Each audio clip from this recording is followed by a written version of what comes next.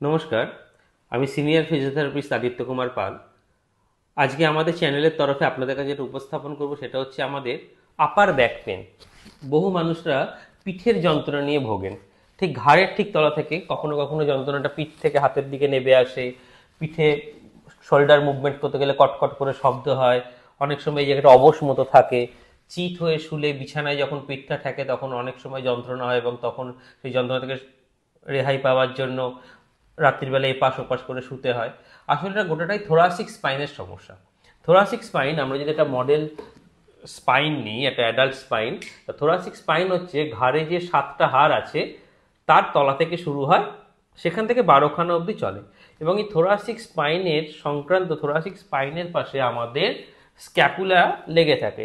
এই স্ক্যাপুলা এবং shoulder joint, এই সবকটি মিলেই আমাদের এই থোরাসিক স্পাইনের গঠনটি হয় এবং পিঠ থেকে হাতের দিকে ব্যথা নেমে আসে। এবং এক্ষেত্রে অ্যাডজাস্টমেন্ট অর্থাৎ কাইরোপ্র্যাকটিক অ্যাডজাস্টমেন্টের ভূমিকা কিন্তু খুব দ্রুত, খুব তাড়াতাড়ি আমাদের রিলিফ দেয় ব্যথাগুলো থেকে। এবং আমরা তারপরে নিউরোমাসকুলার স্টেবিলাইজেশনগুলোও করাতে পারি, তার সাথে প্রপার এক্সারসাইজেস। এবং আমরা এত বছরের ক্লিনিক্যাল লাইফে দেখেছি সঠিকভাবে অ্যাডজাস্টমেন্ট এবং প্রপার স্ট্রেংথেনিং প্রোটোকল যদি আমরা মেনটেন করি, বহু মানুষ 7-8 বছরের পুরনো ব্যথা থেকেও কিন্তু রেহাই পেয়েছে।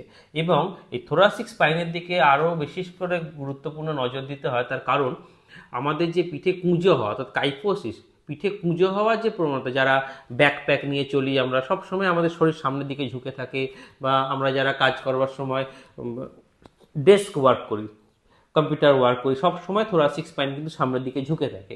এবং থোরাসিক স্পাইনের কেয়ার কিন্তু খুব দরকার, কারণ এটা জাংশন হচ্ছে সার্ভাইকাল ঘাড়ের এবং লাম্বার কোমরের। এই জাংশনটাকে যদি আমরা সঠিকভাবে মেনটেন করতে না পারি, বহু ক্ষেত্রে কিন্তু সায়াটিকা বা ঘাড় থেকে হাতের দিকে নেমে আসা ব্যথাও কিন্তু শরীরকে বিব্রত করতে পারে। স্ক্যাপুলাকে আমরা যখন অ্যাডজাস্ট করি পিঠের যে কোনো ব্যথার ক্ষেত্রে, স্ক্যাপুলাকে অ্যালাইন করা কিন্তু খুব ভাইটাল। এবং স্ক্যাপুলাকে অ্যালাইন করার আগে আমাদের কিন্তু কিছু জিনিস দেখে নিতে হয়, যে থোরাসিক স্পাইন সেখান থেকে স্ক্যাপুলার ডিস্টেন্স কতটা দূরে আছে। মিডিয়াল বর্ডার অফ স্ক্যাপুলা এবং রাইট সাইডের যে স্ক্যাপুলা তার মিডিয়াল বর্ডার, এবং এই সেন্ট্রাল লাইন থেকে থোরাসিক স্পাইন থেকে এটা কতটা দূরে দেখতে পাচ্ছেন, 4 আঙুল 6 আঙুল, এটা 4 আর 3 অর্থাৎ একটি দূরত্ব বেশি আছে, একটি দূরত্ব কম আছে। এবং কোনটা এফেক্টেড, অর্থাৎ যেটা দূরে আছে সেটা কি ঠিক নাকি যেটা কাছে আছে সেটা ঠিক, সেটাকে জানতে গেলে কিন্তু কিছু আমাদের অ্যাসেসমেন্ট প্রসেস করতে হয়। যদিও সেটা সম্পূর্ণ অন্য ধারা, সেগুলো আমরা এখানে দেখাই না, আমরা খালি ট্রিটমেন্টটাই আমরা এখানে তুলে ধরছি। কিন্তু এই অ্যাসেসমেন্টগুলো কিন্তু খুব ভাইটাল, যে স্ক্যাপুলা কতটা দূরে আছে মিড লাইন থেকে। না হলে আমি যদি যে কোনো একটাকে ভুল করে ফেলি, ব্যথা কিন্তু অনেক সময় বেড়ে যেতে পারে, এবং ডিসফাংশন অর্থাৎ স্ক্যাপুলো হিউমেরাল যে ডিসফাংশন সেটা কিন্তু কমার বদলে আরো বেড়ে যেতে পারে। শ্বাস নিন, শ্বাস ছাড়ুন, শ্বাস নিন, শ্বাস ছাড়ুন। অ্যাডজাস্টমেন্ট করবার সময় আমাদের আরো ভালো রেজাল্ট পাওয়া যায়, আমরা সময় স্মল ড্রপ ইউজ করি।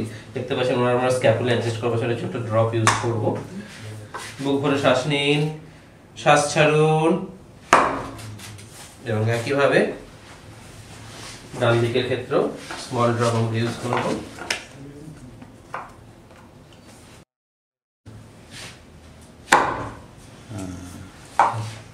প্যারাস্পাইনাল মাসেল, স্ক্যাপুলার মাসেল এবং পিঠে যে সমস্ত মাসেল, ল্যাটিসিমাস ডরসাই, মেকানোসেরেটাস পোস্টেরিয়র সুপিরিয়র, এই সমস্ত মাসেলগুলো, রম্বয়েডিয়াস, এখানে infraspinatus, latissimus origin, teres group of muscle, teres group, teres major, minor, এই সমস্ত মাসেলের যে টাইটনেসগুলো আছে তার জন্য কিন্তু আমরা হাইপারভোল্ট গান ইউজ করি, অর্থাৎ এটা এক রকমের ডিপ টিস্যু মাসাজ গান, যেটা আমরা সচরাচর ম্যানুয়ালি অ্যাডজাস্টমেন্টের করবার আগে করলে মাসেলের ব্যারিয়ারটা সরে যায়। সেক্ষেত্রে অনেক কম কোর্সে আমরা কাইরোপ্র্যাকটিক বা অস্টিওপ্যাথিক অ্যাডজাস্টমেন্টটা করে ফেলতে পারি, সেক্ষেত্রে ব্যারিয়ারটা অনেকটা কমে যায়। এবং আমাদেরকে বুঝে করে নিতে হবে যে গ্লুটিয়াসের স্যাক্রোটিউবারাস লিগামেন্টের কাছে, এখানে যে স্যাক্রোটিউবারাস লিগামেন্ট আছে যেটা কোমরের ব্যথার ক্ষেত্রে বহু ক্ষেত্রে একটি অন্যতম বড় কারণ।